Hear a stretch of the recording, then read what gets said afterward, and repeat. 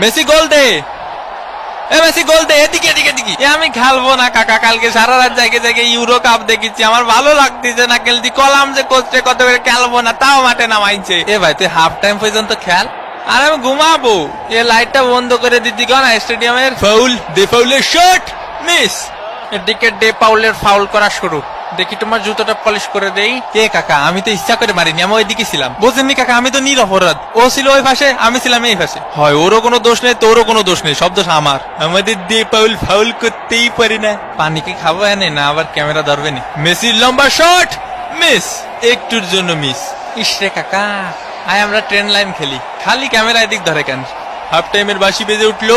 এগুলা কি ভাই, অন্তত 2টা পেনাল্টি দেওয়া উচিত ছিল।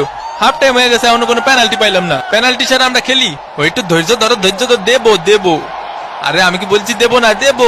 মেসির কর্নার কিক, লোতারো মার্টিনেজ।